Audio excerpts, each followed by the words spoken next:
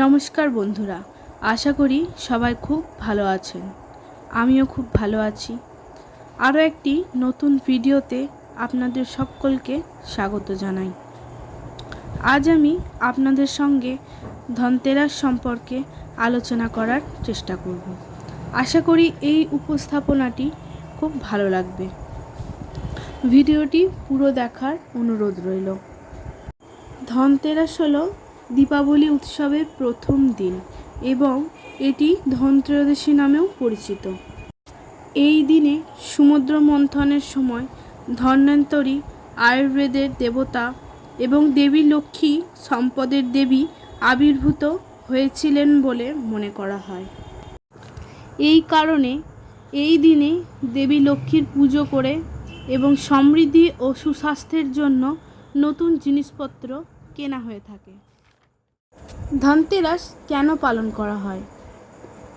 পুরাণ অনুসারে সমুদ্র মন্থনের সময় এই তিথিতে হাতে অমৃত কলস নিয়ে ভগবান ধন্বন্তরী আবির্ভূত হন।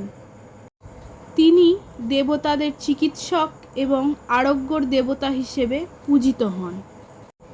এই দিনটি সম্পদ ও সমৃদ্ধির দেবী লক্ষ্মীরও জন্মতিথি বলে মনে করা হয়, তাই এই দিনে তার পুজো করা হয়।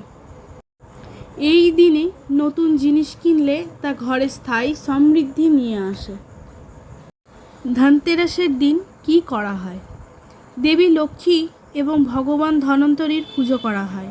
সোনা, রূপা, পিতল, তামা বা অন্যান্য ধাতুর জিনিস কেনা অত্যন্ত শুভ বলে মনে করা হয়।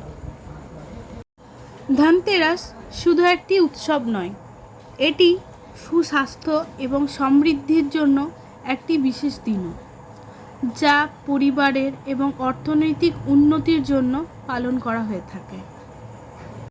প্রতি বছর ধনতেরাস উৎসবের দিনই কুবের ও ধন্বন্তরী দেবের পুজো করা হয়।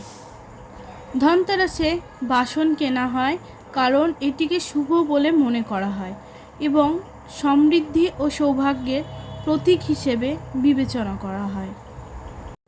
এই দিনে ধন্বন্তরী, লক্ষ্মী ও কুবের দেবের পুজো করা হয় এবং সোনা, রূপা, ঝাঁটা, ধনে এবং নুনের মতো জিনিস কেনা হয়।